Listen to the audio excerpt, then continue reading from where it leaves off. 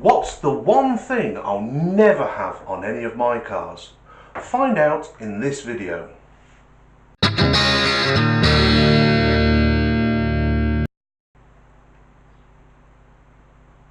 Hi, my name's Andy and this is the Q4 channel and I'm talking from the shed. So before we get started, I just want to say thank you so much for all the people who've already subscribed to my channel, who've given a like, who've left a comment. It means so much to me. Thank you very much. From the bottom of my heart, I mean that. But of course, you know what's coming next. If you haven't already subscribed, please hit the subscribe button down below. Don't forget to press that bell icon, that way you don't miss out on any future contents that I shall be uploading. But let's get into this video. What is the one thing I'll never have on any of my cars? Quite simply put, it is aftermarket, cheap imported tyres. I dislike them immensely. But why won't I ever have them on my car? I mean, let's be honest, they're cheap, you know. If money is an issue, if budgetary constraints are something that you're worrying about, a cheap import tyre is a replacement tyre. But they're no good. You see, premium tyres are premium for a reason. I would rather buy a part-worn premium tyre and put that on my car than buy a brand new, cheap imported tyre. And I'll tell you why. A premium tyre gets its name because it's OE. In other words, that means it's original equipment. And original equipment is anything that's put on the car at the time it's manufactured, at the time it's in the factory, and having all of the component parts put on it to make it the car it is, that all those component parts are all OE, original equipment. And the tyres are no exception. When it comes off that rolling road with brand new tyres on the first time it's been built, those tyres on it are OE. And it's premium brands that supply those tyres. Now it takes a lot of money and a lot of effort for those tyre manufacturers, the premium brand tyre manufacturers, to get approval for them to have those tyres on that car. And the reason being is because they're the only things that touch the road on a car, are tyres. The only thing in the whole car that touches the road are tyres. So the car manufacturers know this, and the car manufacturers want their car to look and feel as good as it possibly can when you buy it. And to achieve that, they have to make sure it has the right tyres on the vehicle. It has to be the right size, they have to behave properly, they have to do everything to make the car look as good as it possibly can. So they make the tyre manufacturers, and when I talk premium brands, you know the brands I'm talking about, your Pirelli, Continental, Michelin, Dunlop, Goodyear, Bridgestone, all of the manufacturers that you see on brand new cars, those are the ones that have OE. They're on brand new cars because they've had approval. And they've had approval from the car manufacturers. Now the car manufacturers make these tyre companies jump through a lot of hoops before they will ever approve their tyre for that car. And only that car. They might have, if you take a big car company like, say for instance, Ford, or Nissan or Toyota, they have a large fleet of vehicles, and every single one of those vehicles has to have its own tyres approved for that vehicle. So all of the major tyre companies, the premium brands, they go to the car companies who are developing a new car and they tout for their business. And the car companies say, yeah, all welcome, come and try out for our business. So what they do is they start off with a standard tyre in that size. So say it's a very basic standard size, a 205, 55 R15 or something, or 16, 17, whatever. They will get one off the shelf, and they will put it on the rim, and they will try it with that tyre manufacturer will take the car out, the prototype car, and test it and see how it handles and how it performs. If it doesn't perform badly, they will then show that to the vehicle manufacturer's tyre tester, because vehicle manufacturers have testers for all of their component parts. And a tyre tester at the vehicle manufacturer is doing exactly the same thing, but with his thoughts are for the vehicle manufacturer, whereas the tyre manufacturer's tester, his thoughts are on getting the business for the tyre manufacturer. So the two of them will sit together and test the tyre, and the vehicle manufacturer will tell the tyre manufacturer's tester everything that he thinks that's wrong with it.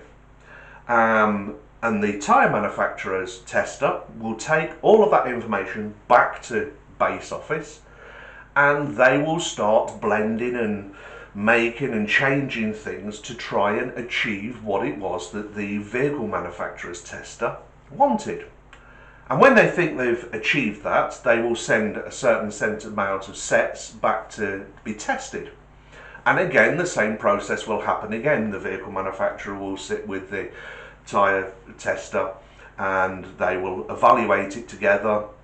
And the vehicle tester will say, it's close, but this is wrong, or that's wrong, it's not responsive enough, it's too grippy, it's not over good, there's oversteer, understeer. It's too noisy. You know, road noise is an important thing for vehicle manufacturers, because if you're driving down the road, nobody ever thinks these tyres are noisy. No, they think this car's noisy, and that's the thing that the vehicle manufacturers want to avoid. They definitely don't want people thinking that their car's noisy, especially if it's a luxury brand. You know, it's supposed to sound like it's floating on gossamer wings, not sound like it's running over cobbled stones. So the whole criteria of things that the vehicle manufacturer wants to achieve with these tyres. And of course, the tyre manufacturer, they want to do it in as short a test as they can to get approval, because that cuts down on testing costs. And the costs are astronomical, especially when you think every time they get a rejection, they have to make a whole new tyre again from scratch. They don't start with that one and then cut out new bits in it. No, it's a case of blending new rubbers. It's a case of maybe the build of the tyre has to be changed to cut down road noise or boom, or that's when bumps echo within the tyre and the air in there.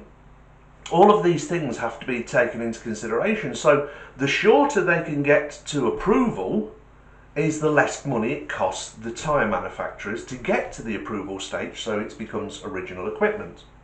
But of course, all of the premium brands are doing exactly the same thing with that vehicle and with that vehicle manufacturer's tyre tester. So it comes to the point where eventually they hit the right note, they hit the key ingredients that the vehicle manufacturer's tyre tester says to the tyre company's tyre tester, these are great, I will approve these. Now the tyre testers, the manufacturers, have another problem. Can they reproduce that one set of tyre in mass? So it's no use getting approval for one set of tyres that work perfectly. Now they've got to be able to prove to the vehicle manufacturers that they can now produce these in their thousands at the same standard. So that's their next challenge. This is left down to the tyre manufacturer's tester now. They will produce the first batch. The first batch will go to the tyre manufacturer's tester. He will test them all against the original sign-off set, and at the end of that process, hopefully, they will all have been within half a mark of perfect. In other words, the set that's been approved is the perfect set. So within half a mark, they will be okay. But at the same time, the vehicle manufacturer's tyre tester will want to see that you can produce. So in the next batch will be tested jointly. And if that's okay, then he says, I approve these tests for all of the tests we've done. Now here's the thing. Something else that the tyre company has to do for the vehicle manufacturers is wet testing. Because it's no good having a great set of tyres, but they only work well in the dry. Let's be honest, in our country, it's a temperate climate. We've got rain as much as we've got dry days, so sometimes more. So they make them do what's called wet testing. And this is both brake testing and, of course, on a circuit that's constantly being sprayed. And it has to pass that testing. And once it's passed that testing as well, you know, it's grippy enough, it's not breaking away in the wet, it still makes the tyres still make the car look good. Therefore, they get a full approval. And then it becomes OE. Now, the vehicle manufacturers don't just approve one tyre company's tyres. They will usually approve 4 or 5. And the reason being is because if you've only got one tyre company supplying your tyres, what's to stop that tyre company saying, oh, you know, the cost's gone up, we're going to have to charge you an extra £2, euros, dollars, whatever, per tyre. Well, that's a big increase in cost for the vehicle manufacturers because they're buying in the thousands. They're buying batches of so many thousand at a time to put onto the cars as they're coming off the manufacturer's line. So they have 4 or 5 other premium brands also approved, and they each get a share of the supply. Now, the reason that the tyres cost more than these cheap imported tyres that I was talking about earlier that I'll never have on my car is because of all of that testing cost. That has to be recouped, and it gets recouped a small amount per tyre, each tyre, until the manufacturer's in profit, and then after that the small cost of making the tyre plus a little bit more on top is the profit. It all comes down to volume. And of course, the after sale for that tyre then is just the manufacturers producing more of the same tyre that they're sending to the factory. They will produce more and send them to the after sales market. So you're getting like for like. You're getting the same tyre after sale that was put on the factory because it's made at the same place. And also, the premium brands don't want themselves looking bad. They don't want you to come to the first time you have to replace the tyres on your new car, go and buy exactly the same tyre, and then find out the car handles completely different. It's now noisy, it's not gripped, it's terrible. Well, that would come back on the premium manufacturers tenfold with bad publicity. That would hit their bottom line. So it's in their interest not to do any of those things. What they're going to do is make sure that what's sold after sales is as good as what's sold to the manufacturers. And the manufacturers make sure that they are on their toes as well. Randomly, the car company's tyre tester will just go on the line, pull out a set of tyres, put them on the test car, go and test and see that they're exactly the same as the ones he approved maybe 6 months, a year, 2 years ago. He makes sure that the standards are being kept. But also the tyre companies want to make sure their standards are being kept. So they do the same thing. Randomly they'll take 2 or 3 sets out of different batches of tyres, put them on the rims, put them on the car, take the car out and test it. And if it's within half a point of the approved set, everything's good. But if standards start slipping, then that's going to come back and bite them, because the car manufacturer's tester will pick it up. It can't go on for long before they pick up there's something wrong, and they will kick up a stink. So they go through all of this testing. They go through all the speed testing, they go through all the load testing, they go through all of the handling testing, linear testing, and the wet handling testing. Now, the cheap after sale tyres, the imports, the cheap stuff, you know, I won't mention names, but the names you've never heard of before, and you wonder why they only cost you £20 a tyre. It's because they're rubbish. And the reason they're rubbish is because they've not had to go through all of these hoops to get a car manufacturer to approve their tyre. They've just made a tyre. They'd have to go through certain legal hoops. hoops. There are certain things that have to be legally approved, and it has to be on the tyre. So that'll be wear, so how fast will the wear out, you know, basically how soft or hard the rubber is.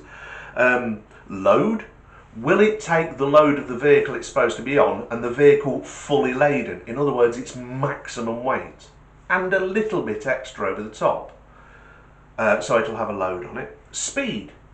You don't want to be driving at 70 miles an hour down the road and the tyre delaminate and completely strip off. No, it has to meet a speed rating. And all of these are legal requirements. There are a few others as well. But they have to be on the tyre and they have to pass these. So they have to have a little bit of testing, these tyres do, but it's kind of minimal.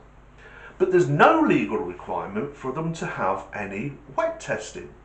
No testing in the wet, and that's why these after-sales market tyres are atrocious in the wet.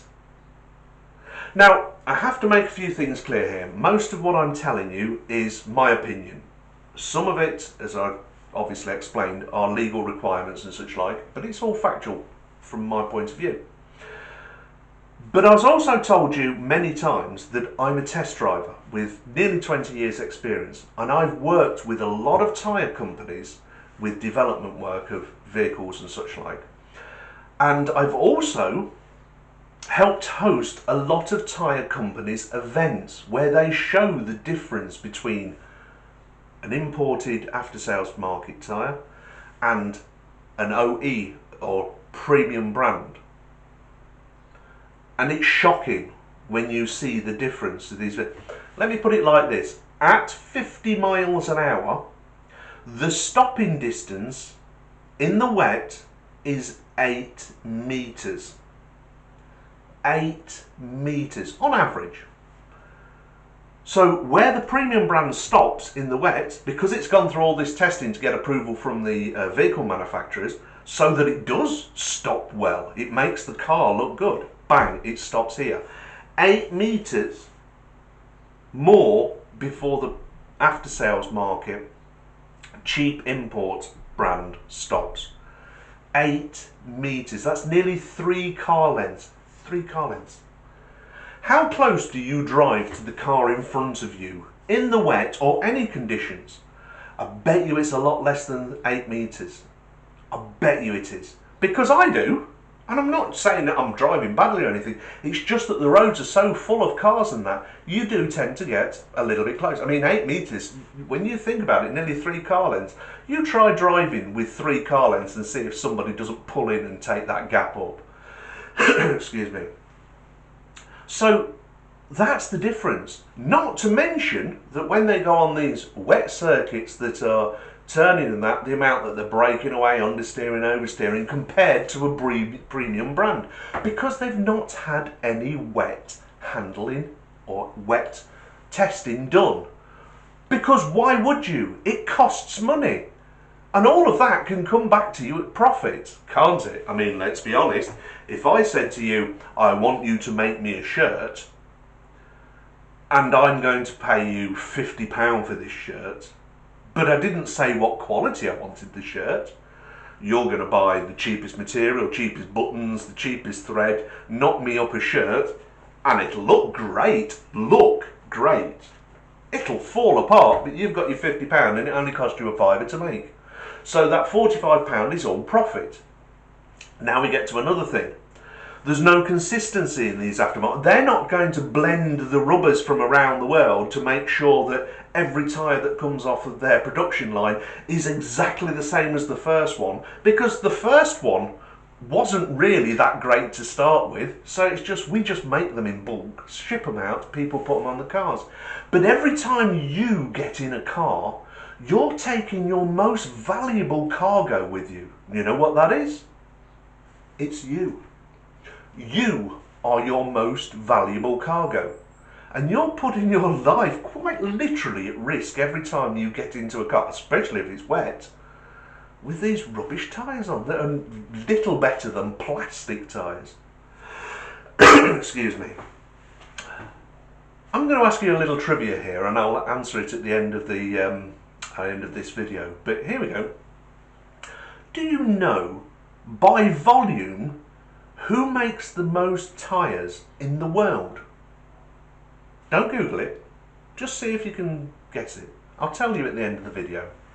So yeah, so that's why I'll never have these tyres on my cars. I'll never have cheap after-sales tyres. I would rather buy a premium brand part-worn tyre than a brand new cheap as chips tyre import. But that's the point. Most people don't know these things. I know it because, like I say, I've done a lot of work with, but I'm not affiliated with any tyre company. I'm not saying this now so that you'll go, oh, well, yeah, he works for so-and-so, such and such. No, I'm an independent tester. I don't test tyres. That's not my job. I test cars, but I've done a lot of testing with tyre testers. And you hear some of the horror stories from them. For instance, the amount of people have bought a brand new car from the showroom, had it delivered to them, it's brand spanking new, you know, that new car smell, they've got in, they've driven it away, and they've driven it until it needs new tyres. Now they've spent thousands of pounds, tens of thousands of pounds on this brand new car, but are not willing to pay an extra tenner a tyre to put new tyres on it, so they buy cheap tyres. And then they're taking their car back under warranty to the manufacturer and saying there's something wrong with the car, there's something wrong with the steering, or there's a noise I'm not used to. And the car manufacturers, the dealership, they look at it and look at the tyres and go, well, I know what your problem is. You've got that rubbish on. It started off with this premium brand, you replace the tyres, and now the car handles like a pig on roller skates because you've got rubbish tyres on. And it's the only thing that touches the road. But they can't really tell the customer that and say, oh, well, we'll look into it, sir. They'll put new tyres on them and charge them for it, and the customer will go away and go, oh, I don't know what you did, but it handles beautifully. Seriously? Putting those tyres on is like you buying a brand new shiny car and then going, it looks beautiful. Let me get my key out and go down the side of it. Because that's what you're doing when you put those tyres on. You're more likely to have a crash with those tyres on. They're rubbish in the wet. 8 metres stopping distance, that's in a straight line. Imagine going down a country lane that's just got a little bit of wet on it and finding yourself upside down in a ditch. You got it wrong, you're no longer shiny side up. That's a little joke from a previous video. But seriously, that's what's happening to you.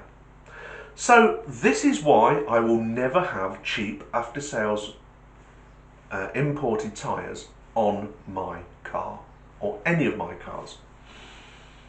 And I will always go with premium brands. And I recommend, I hope that you go like for like. It doesn't matter which premium brand. If you bought it and it's got Bridgestone on, well, it doesn't matter if you replace that with Continental or Pirelli or Goodyear or whoever.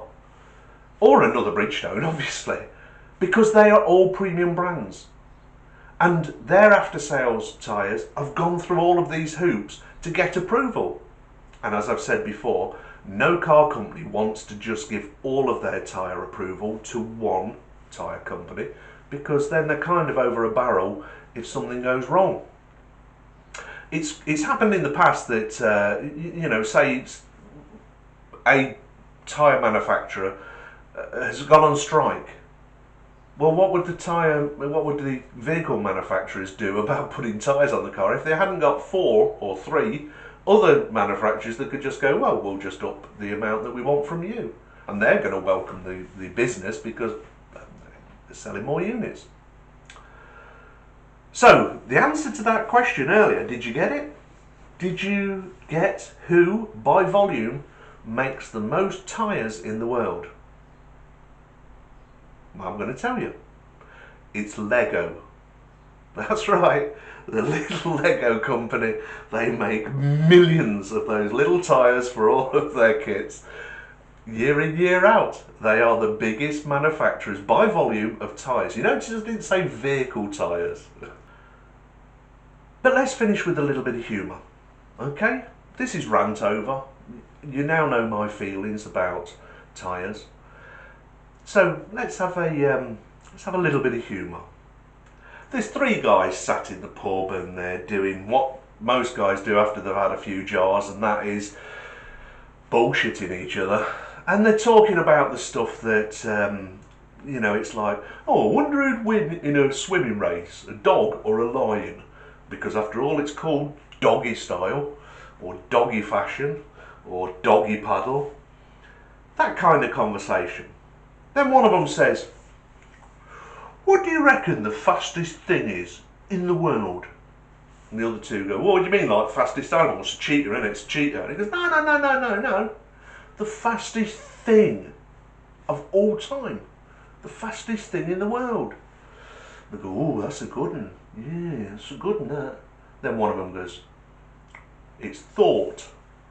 What? He says, yeah. You don't think about thinking, do you? You just think. You just have a thought. So thought is pretty fast. The other two are like, yeah, that's pretty. And then one of them goes, no, hang on. It's blinking. What? So yeah, it's blinking. It's faster than thought. I mean, thought, like you say, you don't think about it. But when have you ever thought about blinking? I mean, you think about thoughts, but you never think about blinking. The others go, you're walking down the street, a bit of grit gets in your blink like that. You never even think about it. And yeah, it's got to be faster than thought. Yeah, you're probably right. And then the last one goes, nah, I've got it. Of course I have. It's electricity. I said, what? It's electricity. Think about it. If you go into a warehouse, massive, great big warehouse, there's a switch at one end, and a tiny little bulb right down the other end. He says, you flick that on instant. No travel time, nothing. It's instant. It's got to be faster. And the others are like, yeah, you're probably right. Electricity, yeah, it's fast. Yeah, because when you see lightning, it's just instant, isn't it? That's electricity. And then this little old voice pipes up from behind him and goes, you're all wrong, lads. And I turn around, this little wizzling old bloke sat there. He goes, what's that, Grandad? What are you saying? He goes, I'm telling you, you're all wrong. It's none of those things you've thought of. Well, what is it then? What you tell us, old timer. He goes, I will. It's diarrhea. I beg your pardon? Yep, it's diarrhea. How'd you figure that out then, Grandad? He says, I'll tell you. I was in here last week. I'd had a few jars, I could tell you. And on my way home, I stopped at that curry house on the high street. And I had myself a really lovely hot vindaloo. Oh, it was glorious. He says, well, when I got home, I put the key in the door, and before I could think, blink, or switch the light on, I'd shat myself. So it's diarrhea. Anyway, that one was for you, John, because you asked for a little bit more mucky jokes. So, as always, you people, be happy, be healthy, but above all, take care of yourself, because if you don't, who will? Goodbye now.